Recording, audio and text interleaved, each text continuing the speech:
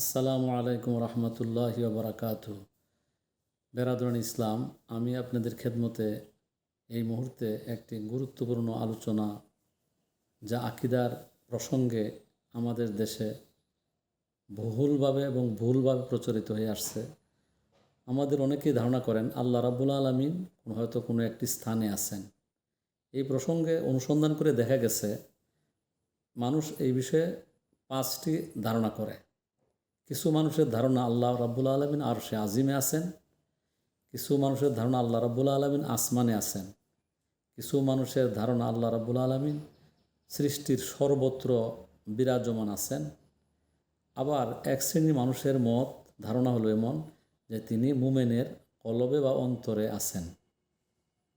এই পাঁচটা ধারণার মধ্যে আমাদের ইমামে আহলুসুন্নাত ওয়াল জামাতের বরেণ্য ইমামদের সকল ইমামরা এই বিষয়ে একমত যে পাঁচটা ধারণার সবগুলোই ভুল এবং ভ্রান্তি। কেন ভ্রান্তি? আল্লাহ রাব্বুল আলামিন পবিত্র কালামের মধ্যে বলছেন হুয়াল আউয়াল ওয়াল আখিরু। এই আয়াতে কারিমার মধ্যে আল্লাহ পাক নিজের পরিচিতি দিছেন যে তিনি হলেন আউয়াল, অর্থাৎ তিনি প্রথম, মানে অনাদি। আল্লাহ সুবহানাহু ওয়া তাআলা যখন তিনি ছিলেন তখন আর কিছুই ছিল না। যখন কিছুই ছিল না তখন শুধুই মাত্র আল্লাহ একাই ছিলেন। কাজে আল্লাহ রাব্বুল আলামিনের অবস্থানের জন্য কোনো কিছুর প্রয়োজন নেই। তিনি কাইমুম বিনাফসিহি। ২ নম্বর কথা হলো আল্লাহ রাব্বুল আলামিনের যদি এইগুলো অবস্থানের প্রয়োজন, মাখলুকাতের প্রয়োজন হয়, তাহলে আল্লাহ পাক তিনি অভাবী হয়ে যান। কারণ কোরআন মাজিদের মধ্যে দুটো আয়াতে বলা হয়েছে ইন্নাল্লাহা লা গানিয়্যুন আনিল আলামিন।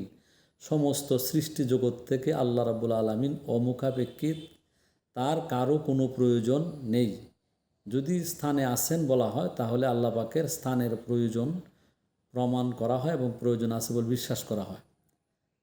২ নম্বর, আল্লাহ রাব্বুল আলামিন সূরাতুল ইখলাসের মধ্যে ইরশাদ করেন আল্লাহুস সামাদ।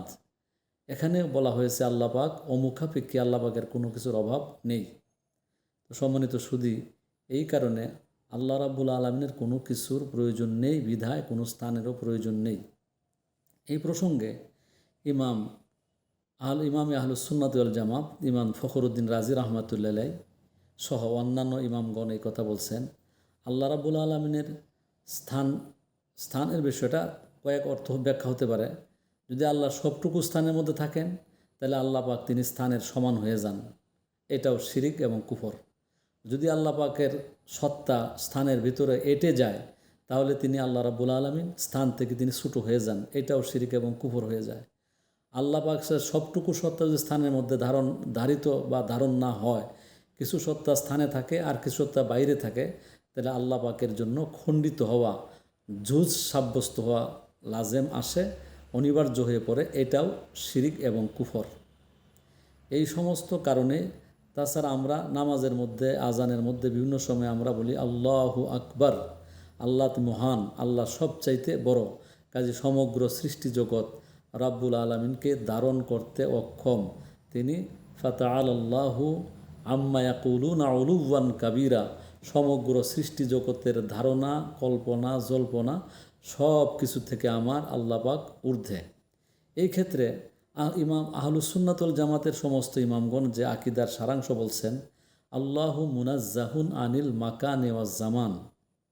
আল্লাহ রাব্বুল আলামিন স্থান এবং কাল থেকে তিনি মহাপবিত্র। আকিদার ইমামগণ আরেকটা কথা বলছেন, তিনি মুনাজ্জাহুন আনিল তামাক্কুন ওয়া তাহাইয়ুজ। তিনি বাস্তবিক কোনো স্থান গ্রহণ করা থেকেও তিনি পবিত্র। তাহাইয়ুজ মানে তিনি কল্পিত কোনো স্থান হওয়া থেকেও আল্লাহ রাব্বুল আলামিন পবিত্র। কাজে স্থান এবং কালের বা সময়ের ধ্যান এবং ধারণা, কল্পনা থেকে রাব্বুল আলামিন অনেক অনেক অনেক অনেক অনেক কোটি কোটি গুণ বেশি তিনি পবিত্র। সুবহানাল্লাহ। কাজেই আমরা ধারণা করব আল্লাহ রাব্বুল আলামিন সমস্ত সৃষ্টি জগতের তিনি স্রষ্টা। লাইসা কামিসলিহি শাই, তার সাথে তুলনা দেবার মতো আর কিছু নেই। তিনি আল্লাহুস সামাদ, তিনি অমুখাপেক্ষী, তার কোনো অভাব নেই, তার কোনো প্রয়োজন নেই। তিনি সমস্ত মাখলুকাতের অভাব তিনি পূরণ করেন। সকলেই তাহার মুখাপেক্ষী, তিনি কারো মুখাপেক্ষী নন। লা তাবলুগুহুল আউহাম। ইমাম আবু জাফর তাহাবি রাহিমাউল্লাহ বলছেন, লা তাবলুগুহুল আউহাম, কোনো ধারণা আল্লাহ পাকের নাগাল করতে পারে না। ওয়ালা তুদ্রিকুহুল আফহাম, সৃষ্টিকুলের সমস্ত জ্ঞান মিলিয়েও আল্লাহ রাব্বুল আলমিনকে আয়ত্ত আনতে পারে না, আল্লাহর স্বরূপ অনুধাবন করতে পারে না।